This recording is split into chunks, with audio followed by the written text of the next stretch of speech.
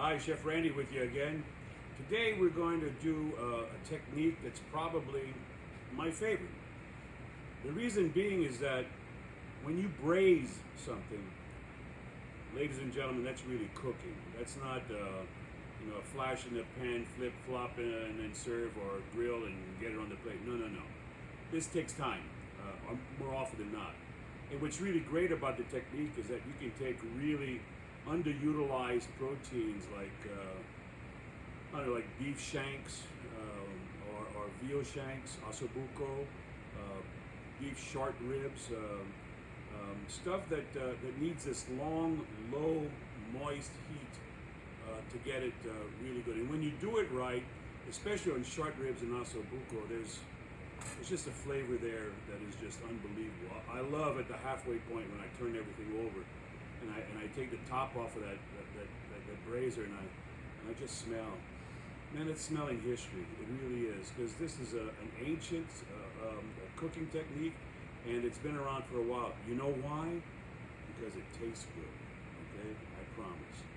So today we're going to braise some chicken leg quarters. You can get chicken leg quarters really cheap. If you want to do this for your project, not a bad idea. Chicken leg quarters. Sometimes you can get them 49, 59 cents a pound for a 10-pound bag. Put the rest in the freezer that you're not going to use, okay? So it's very economical, okay? So here I have 4 chicken leg quarters. I wanted to save one to show you how I separated it. I may have to do a short demo when we get into the kitchen. It's not difficult.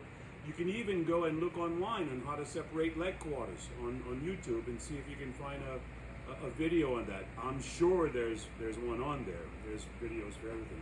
First thing we got to do is that we have to season it. First thing we have to do is put our oil in our pan. This is on medium heat. It's about 2 tablespoons of oil. I'm going to use that again. I'm letting that heat up. I'm going to season both sides of this. Why? Because we eat both sides, right? Yeah. You're catching on, I think. This is just a good Creole seasoning. Use what you like. At home, I like to use, I'm a big fan of all the Paul Prudhomme Kitchen Magic seasoning blends. That's what it is. I really like them a lot, in fact. But this is Zatarain's. I like it because it's not as much salt as other Creole brands. It has more, other good stuff in there besides just salt, okay? If I wanted to buy salt, I'd do just salt, right? It'd be a lot of it and a lot cheaper. So, get them covered on the other side lightly with the seasoning mix.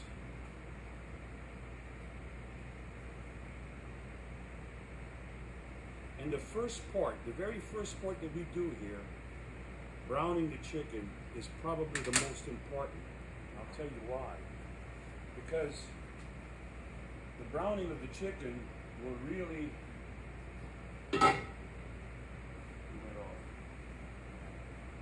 browning of the chicken will really that's going to start the fond of the sauce. Those brown bits at the bottom of the pan, that's flavor, babies. Never throw that away, okay? So it's important that we get a good color, not burnt. You know what burnt tastes like? Not too good. What we want to get is a good browning, all right? And that takes a little time, so you kind of have to be patient with it. These are huge quarters. I don't know why they send me almost turkey quarters, huh? But I got some sizzle going. I'm gonna start putting skin side down. Yeah?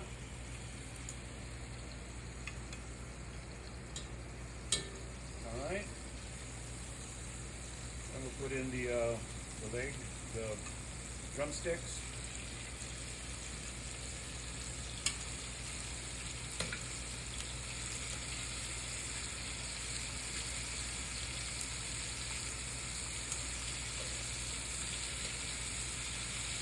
Here we go.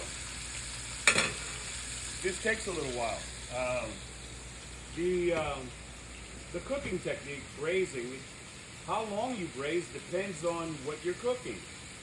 Like again, if I'll braise a pot roast, and if I do that, I'll utilize the oven, okay? But first I'll go ahead and season it. And whenever I do a pot roast, I'll also truss it. That's with twine, about every inch or so, to keep it together. Because that really aids in cooking, right? And so I'll, in a pot like this, I'll go ahead and put a little oil and brown it on all sides. Really get that foundation of the sauce going, okay? Take it out, and then I would add maybe some onions to it, some carrots, some celery, and cook that for a while until it gets kind of soft, yeah? And go ahead and put the roast back in on top, and then put enough stock to bring it about halfway up the side of the roast. Put a cover on it. Make sure it comes to a boil first. Put the cover on it, and then put it in a 350-degree oven.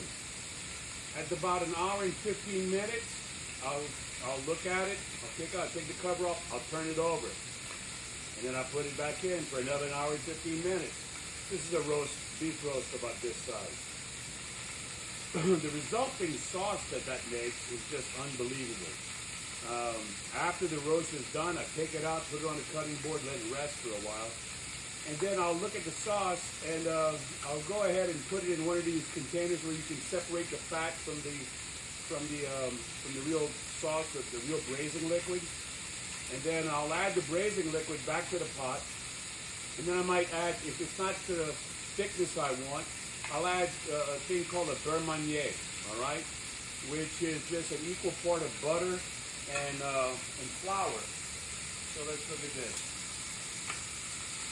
See, that's browning.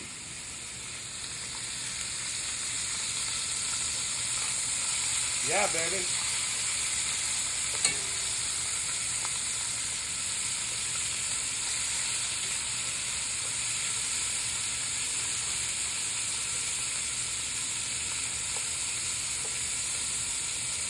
Look at that beautiful color. Come down on the heat a little bit. I'm not gonna fully cook them at this point. I'm just getting some color on it. So back to the roast. So the beurre manier is equal parts of butter and flour that I knead together, and I put little bits in there and whisk it in. That's gonna give me the viscosity or the thickness of the sauce that I want, right? And then it's just a matter of slicing the roast and maybe putting it back into the warm liquid of what we're going to eat, and then plating it up with mashed potatoes, with, with creamy polenta, whatever you want. So it's, or with rice, you know. It makes a real gravy type sauce. Rice and gravy? Holy cow, I think that's a Louisiana food group. I love rice and gravy, don't you? I really do. So, okay, so this is going pretty good. For time's sake, I'm going to go ahead and take these out.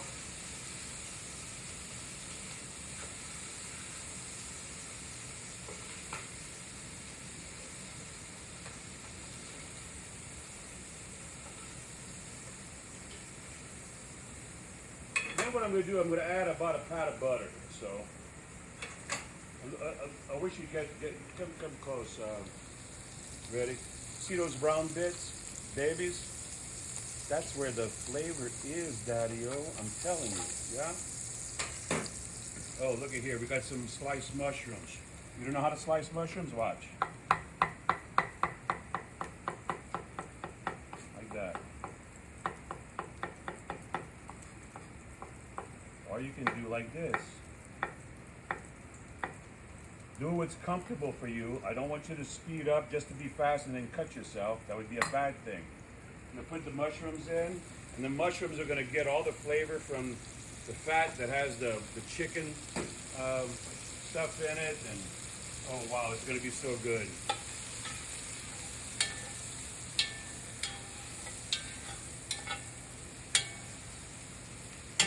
Then what I'm going to do, salt. Add me some salt. I'm going to add a little bit of salt to this, because you know what the salt will do? Just a little. The salt will make the liquid come out of come out of the mushroom. I want to brown these mushrooms. It's hard to brown them if they're still full of liquid, right? So it's going to let go its liquid. It's also going to deglaze the bottom of the pan. So there's two reasons for that. So that's why I salt them. All right. See, they're getting wet already. Their moisture is coming out. You don't like mushrooms? I'm sorry.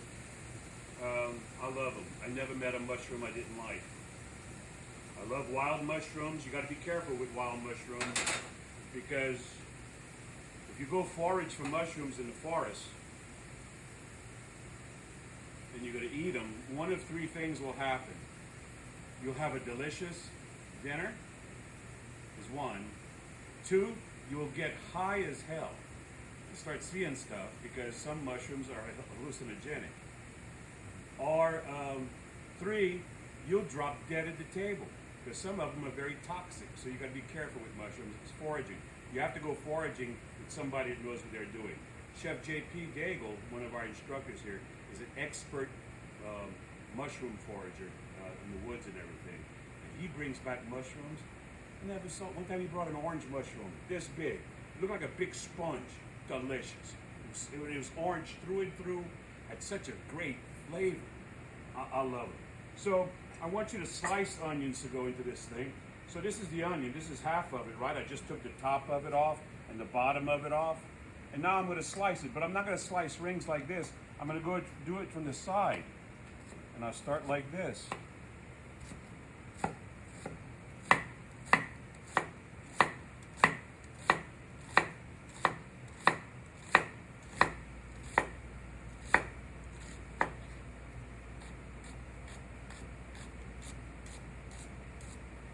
I have a different knife today. This is a 10-inch Mercer that I bought. I love it. It's about a cup or so of onions. That's what I like about, hot food cooking. It's not like baking. Nothing has to be exact, okay?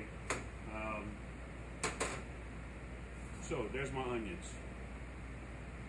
Look at the water that's in this pot now. Good Lord, look at that.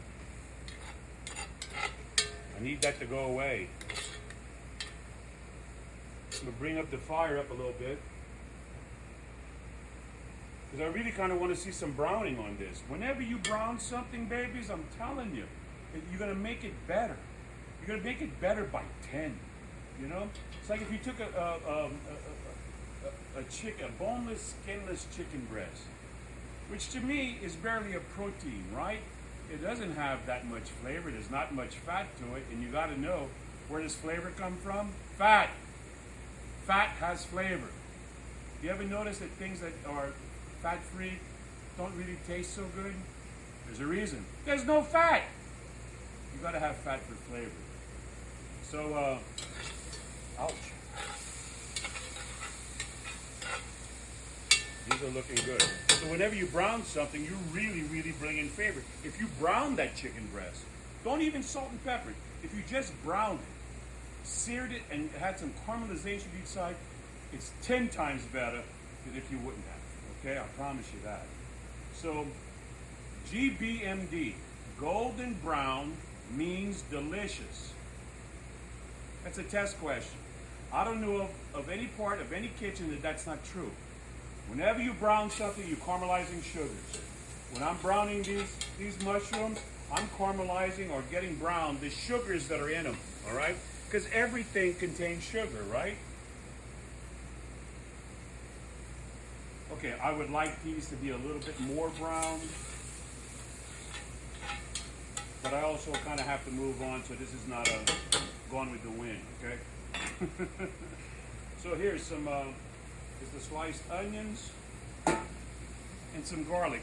Notice that my mise en place, everything in its place, right? My mise en place is always in the order that I'm going to do it. It was the same when I had my restaurant, and I already told you, I think I told you I was a saute chef. Well, I had my table organized for all the things that I had to cook that day in an order that it went into the pan. like that I didn't have to think. I might have 3 or 4 rows of stuff, you know, and lined up, just because I knew that that's the way it went into the pan. It's a smart way to do it. It is a smart way to cook at home. You don't want to even get a pot hot until you've done your mise en place, right? Because what happens if you don't do that? Then you're gonna leave the pot because you forgot something, and then something's gonna burn. All right. So I'm mixing this. Put in the garlic already. That's good. All right. Cook this for a while. I'm just really looking for the onions to get a little softer. Okay. And look, the bottom of this pan is absolutely clean. Look at that. The mushrooms did that. Okay. They're the ones that took all that brown goodness off the pan. Man, I love to braise. Now, normally, again, I would do this a little bit longer, but again, I feel like I have to move on. I'm gonna push everything to the side and leave a little place in the middle. And I'm gonna add a little bit more oil. Not that much, just about that much. And to that, I'm gonna add some tomato paste. Chef, is this a tomato dish? No, it's not. It's got about a tablespoon. That's all it is. But you know what tomatoes have? When we talk about our sense of flavor, it's salt, sour, bitter, and sweet, right? Well, there's another. We call it the fifth taste. It's called umami. Umami is described as that rich goodness, you know.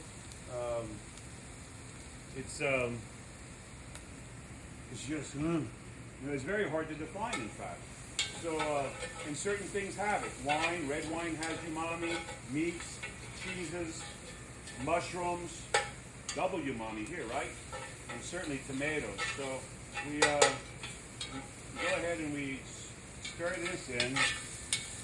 And then I want to bring some thickness to this gravy, all right? I want a little thickness to it. So I'm going to add a little bit of flour.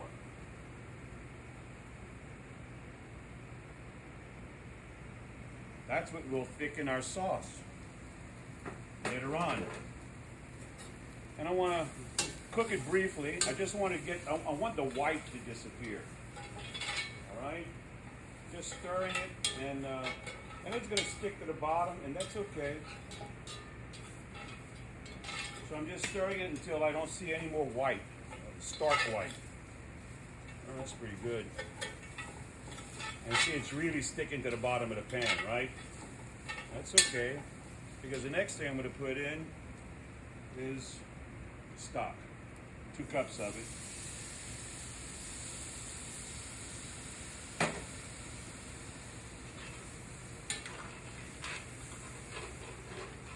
Then you want to make a homogeneous mixture. In other words, you want to make sure it's all mixed together.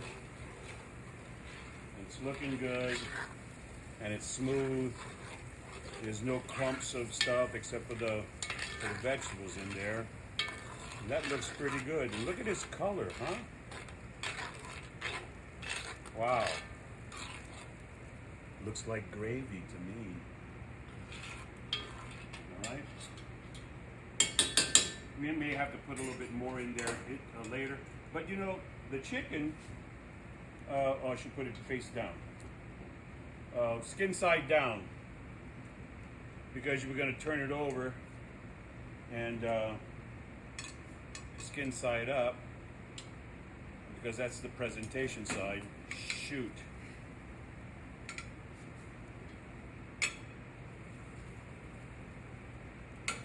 And I'm going to get that piece and wash it off and put it back in. So at this point, I'm going to really lower I mean, that's as low as I can get it, okay? And I'm going to put a top on it. And I'm going to leave just a skew like that, all right? And that's going to go for about an hour, all right? So, this is part 1 of this video. I'll show you what we do, how we finish the sauce, and how we do it, and how the plate up. Chef Randy with you again with the second part of the braise, right? Last time we put it, everything was in the pot, and we got it cooking. So so now if you come in, I'll show you that I turned it over at the halfway point, like the half-hour mark. I just turned the chicken over. I also I admitted this in the first part. I got a little bunch of thyme and just tied it with a knot. And now that it's done what it's supposed to do, I can throw it away. And then I'm going to do this. I'm going to remove the chicken, which is thoroughly cooked after an hour, I promise you. Man, I wish you could smell this. This smells so good. Riddick, my TA, who's filming this, is going to be very happy with this because he's taking it home with him. So I know he's going to invite his girlfriend over, and he's going to tell her that he cooked this, and he'd be a big fat liar. But that's okay, right? I got to help my boy wherever I can. Okay, he needs to steal my cooking. That's okay. So come in closer and look at this sauce.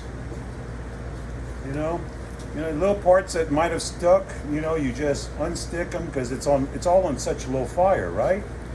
But look at the viscosity of this sauce. When I say the viscosity, the thickness, yeah? It looks really good. Wow, that looks like gravy. I'm gonna taste it.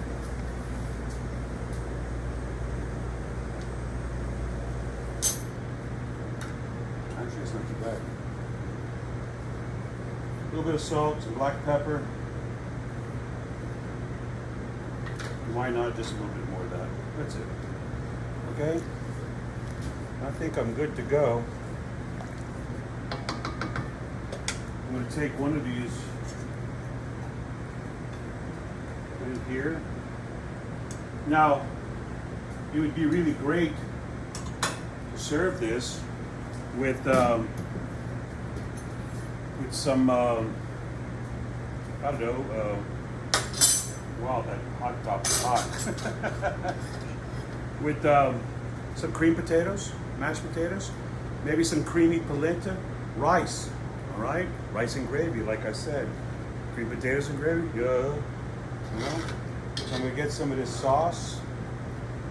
Look at that.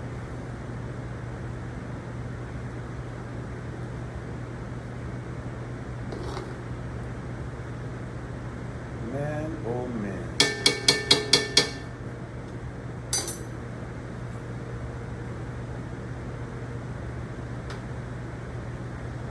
We could use chopped green onions, or we could use chopped parsley. I had some chopped chives from the other demo, so why not? And that's braised chicken with mushrooms.